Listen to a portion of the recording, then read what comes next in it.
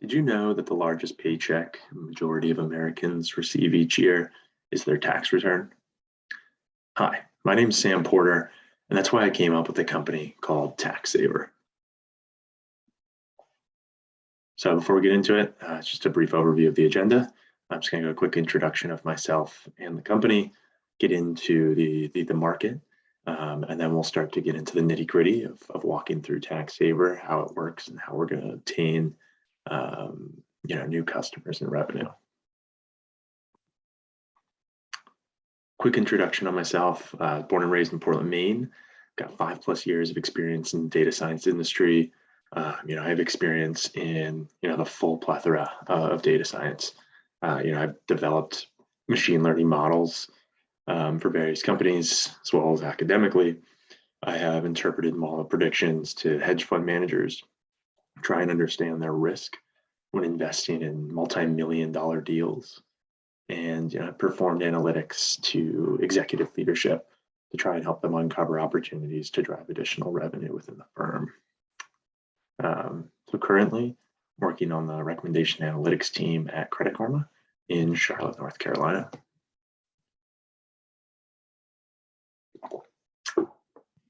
So just taking a step back, tax planning has been a service that's been around forever. It's been around for a while, I should say. And primarily, though, it's focused on helping out the wealthy minimize their tax liability so that they can have more of their money in financial assets or within their pocket. What TaxSaver's trying to do is to take this luxury service and provide it to individuals who otherwise would not have had that opportunity. So that's why TaxSaver is going to be a free and always will be free online tax planning service that's going to allow people to track their progress towards their estimated tax return in a given year. And while I said this is primarily targeting those super wealthy individuals, our target market, which I'll get into in a couple slides, is going to be for individuals making less than $125,000 a year. And so the whole purpose of why we came about TaxSaver, how I came up with this idea is our mission is to try and provide this increased transparency on taxes and how it works to try and increase financial stewardship across all income brackets, trying to even the playing field for individuals who have otherwise been overlooked or were unable to leverage these services that can put more money in their pockets when they are the ones who need it the most. TaxSaver is going to be an e-commerce B2C company. So we're going to make company through people creating new accounts with various financial products that are going to help them maximize their tax return. A high level way to think about this is you go on to TaxSaver to check what your estimated tax return is. Underneath where that estimated tax return will be, we'll have all sorts of recommendations on ways for you to increase your tax return that given year. So that could be something like signing up for a flexible spend account. By signing up for that, we're going to show you, here's the range of, depending on how much money you put in there, what we expect your tax return savings to be. And then from there, we're going to get paid by the partner when you set up a new account with them. So it's never going to cost our customers anything or our members anything. It's going to be the partners that are subsidizing that cost in this case, and they're paying for this acquisition of the new customer. So the main way that we're going to differentiate ourselves here is going to be through providing this free tax planning service. There's your TurboTaxes, your H&R Blocks, your tax layers, who are all going to show you what your estimated tax return is going to be in the upcoming year. But that's where it ends in terms of the help that they provide. They're not going to show you anything beyond how you can improve this in the upcoming year. And if you want to find strategies to do that, you're either going to pay for the service or you're going to have to do your own research, which is going to be very not personalized to you.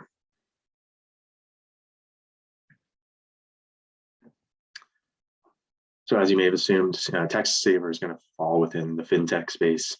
Really what a fintech is, it's a financial technology company that's trying to seek and improve the automation and delivery for the use of financial services.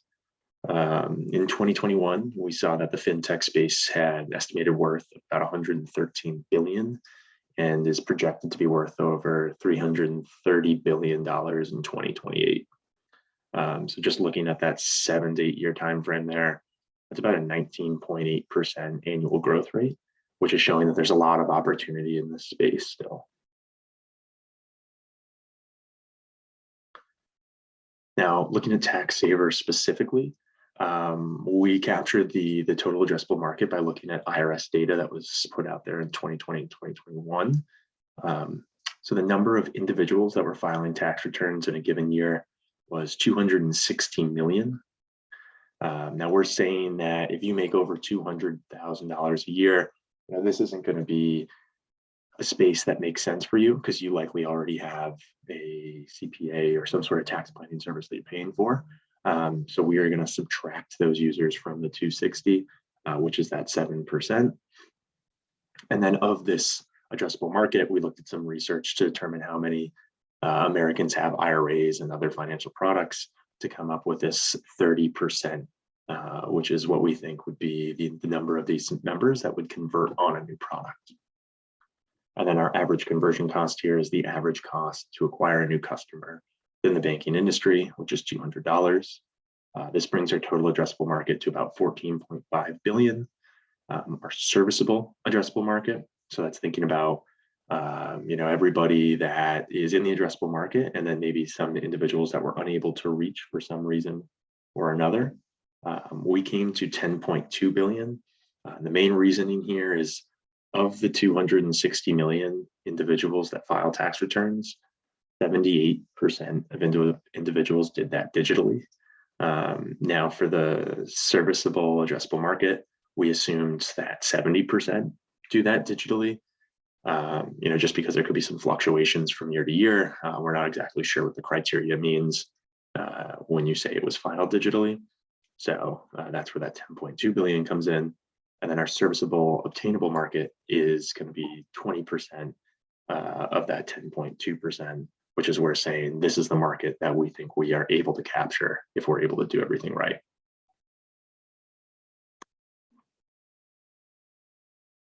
And of that market, here is who we're trying to target. The ideal end user for TaxSaver is going to be a 22 to 34-year-old U.S. citizen. Anyone within the 50 U.S. states. Annual income that we would ideally want to be looking for is anywhere between $50,000 to $125,000. And this is the users who need the money the most, who have a lot of opportunity to leverage financial products to reduce their taxable income. And these are the users that we really think we can make an impact on their lives with the use of TaxSaver. We're going to try and target individuals in large cities and suburbs. Obviously, of that 78% that we saw filed taxes in 2020 and 2021 reported by the IRS, that was everyone filing it digitally. So we want to try and target that population. You're already doing this digitally. Let's try and go after you because we believe that that'll be the easiest market to obtain. Looking specifically with corporate America jobs, just thinking like W-2s, as well as, these might be your go-getters, your more financially savvy or financially novice population, as well as more often than not college educated, which is where we're going to try and look for those avid learners. So people who don't just want to file their tax return, but want to understand what a flexible spending account is and how that makes a change on their adjusted gross income.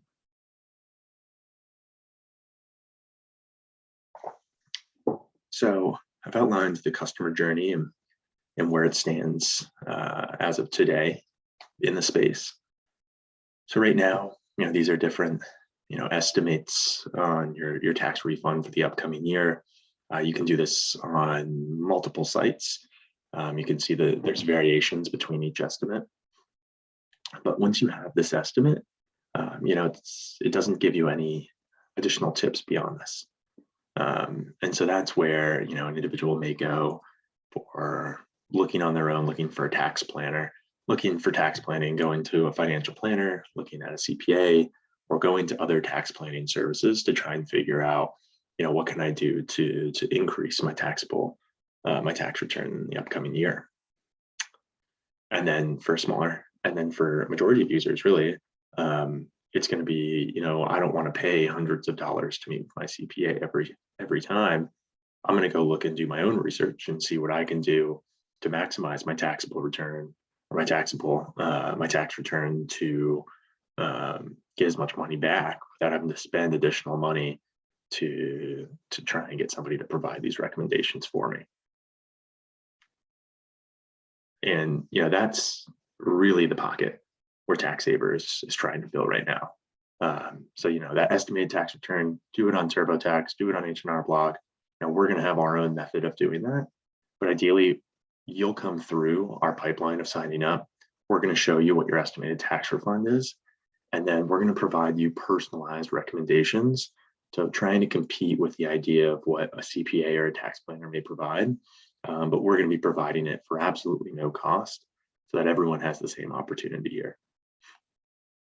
And then once we provide these tax saving recommendations, putting money in various accounts, our members are going to have more money given to them in their tax returns. Hopefully they'll have more money in investment accounts so that they're able to see that their net worth grow over time. So we really see that as a win-win, where we're able to help our partners. They're going to be able to acquire new customers, and we're going to be able to help our members, and we're going to help them better their financial future. And so this kind of is just showing that whole process of how we expect to acquire customers in the life cycle. But you look at our member, how do we get our member into the app to begin with? So we have several marketing strategies. High level, we've bucketed them into these media outlets, or other outlets. We've got social media, word of mouth, and SEO marketing. Once they come in through one of these channels, they'll download the app. Once they're downloaded the app, we'll have a quick sign-up process asking some basic questions about their annual income, how much federal taxes and state taxes do they have, what state they might be in, any current investment accounts that they have, do they rent or own a home, a number of dependents, so on and so forth.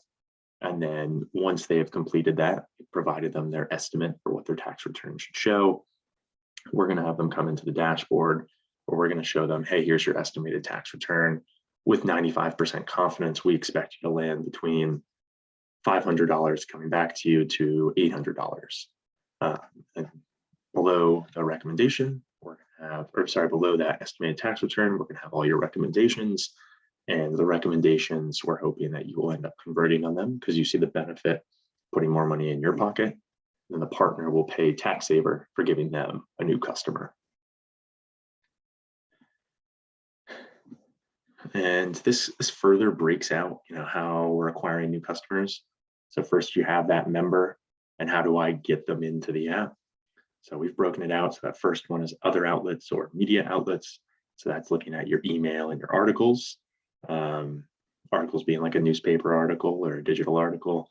And we're saying that the cost of customer acquisition for both those channels is going to be about $175 for email, and then $500 for articles. Then you have your social media, where you're going to have, YouTube, Instagram, Pinterest, and Twitter, which are going to be the 4 social media platforms we use for targeting at first.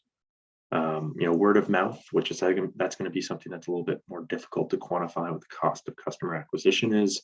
But this is where we're really banking on our champions, our influencers, and our end users seeing a lot of benefit with the app and spreading word to their family and friends, or on the online community, to get more individuals signing up.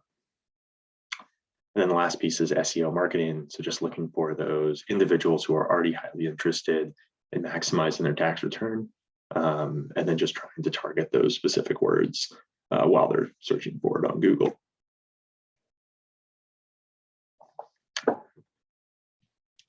And at the bottom, you can see we've broken that up into rough percentages of what we expect our marketing spend to be delegated for each category. So about 10% of that spend will go to the other outlets, 40% for social media, and 50% for SEO marketing. We take a blended weighted average. That brings our cost of customer acquisition to about $70, $71, which will be something that we'll obviously have to continue to pivot on over time as we find certain avenues of acquiring new customers be more efficient than others. And now really getting in kind of on that last slide when we were looking at what is the word of mouth. So that's really looking at the decision-making unit. What is going to drive these users to spread the great word about TaxSaver and how it's made a changing impact into their life. So on far left, we've got our champions. Those are going to be our partners, our end users, not online influencers. They all have an incentive to have people on the app. Partners obviously are going to get more new accounts. End users are obviously going to see the benefit of putting more money in their pocket, saving money on taxes. And then the online influencer will get money for every individual who uses their referral code to join TaxSaver. Some of our people with veto power, that's going to be, our partners. If there's any disagreement on what they believe a new customer is worth. So thinking through if we charge $200 to the partner for every new account we send them, and 80% of these accounts put $2 in an IRA account and nothing more. So obviously these are not going to be profitable for our partners, and they're going to have some disagreements that they're paying too much for these new customers on the platform. And then the other piece is the government, and that's just thinking about the fintech space in general. There's a lot of regulations that could go in play, that could potentially impact things down the road. Some of our key influencers, those are obvious. Those are going to be the media sources, going out on digital marketing there, looking at our online influencers on social media, and then, our family and friends spreading the great word about this product, changing their lives. Okay, so now that we have the member, we've acquired them through some sort of marketing process. They've now come into the point where they're going to download the app on the App Store. Once they download the app, they're going to sign up for a TaxSaver account, going through a quick questionnaire, which I'll go through on the next slide, just answering some basic questions on their upcoming tax returns. Once they fill out the basic information, a dashboard is going to appear like the one on the right, showing your estimated return, as well as any recommendations to open new accounts so that they can increase the annual return for the upcoming year. And here's what I was talking about, just, going further depth in the onboarding process, asking questions like, are you single? Are you married? What are your wages? What were your federal and state taxes last year? And then we'll show them their estimated refunds and then direct them to view their personalized dashboard. So as you may assume, our business model is going to be a lead fee business model. And the idea is we have to acquire new customers. We show these customers recommended products within the app. For every recommended product that we have that opens a new account with a partner, we will be paid by the partner for the individual who opens the new account with them. So the whole idea with this business model is that we will have to provide this differentiating factor where we're not only a free personalized tax planning service, but we have to be providing an exceptional experience where people, no matter what happens with new competitors coming to the space, they see that they were the first ones in the space. They do a great job with telling me where I land on the tax year.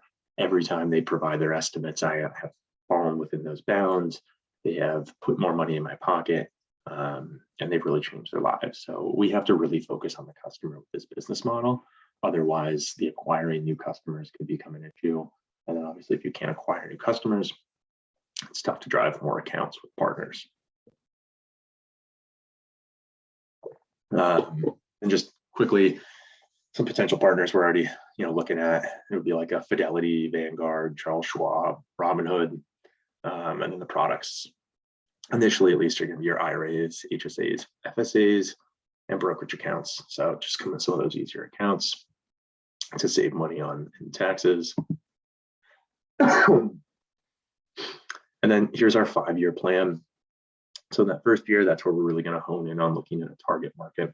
So we're going to look within one state. Our thought is to start within North Carolina and heavily focus on the big cities. So looking at your Charlotte, looking at your Raleigh, looking at Wilmington, looking at Asheville. So not only are they spread out geographically, but by marketing in those cities, we hope it'll span to the suburbs around, so that we are efficiently spending our marketing dollars. We can quickly learn from these users, refine the app, refine the experience.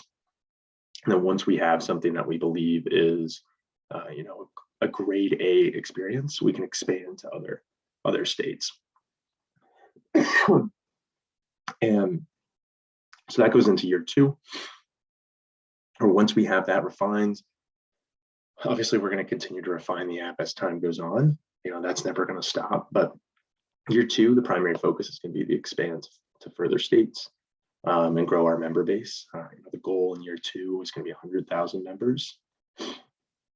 Year 3 is going to be to continue to expand to more users, but also adding more products. So rather than just those 4 HRAs, IRAs, etc., trying to get into more lucrative recommendations that are not just something that's surface level someone could find on their own online blog.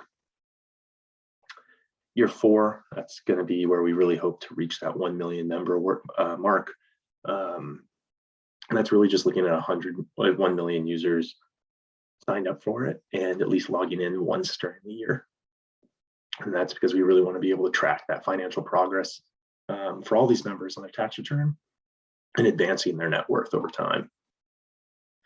And then year 5, that's where we hope to be recognized as one of the top free tax planning services in the US, with a goal of having 5 million members or more. So before I wrap it up, some of the key assumptions in this presentation, that's going to be our customer acquisition costs by channel. That's going to be something that we learn as we go. So, we took a lot of research that we saw out in the market, see how expensive we thought it was going to be. I think after a few months, we'll see, after the first year, really, we'll have a better understanding of what are our most efficient channels, and then we can, pivot and prioritize the channels that make sense. Our cost per acquisition, so that's how much we're going to charge our partners. Initially, we used $200. We're going to have to see how profitable our transfers are to these partners to make sure that our pricing not only makes sense for us, but is making sense for the partners as well, so we can keep them happy.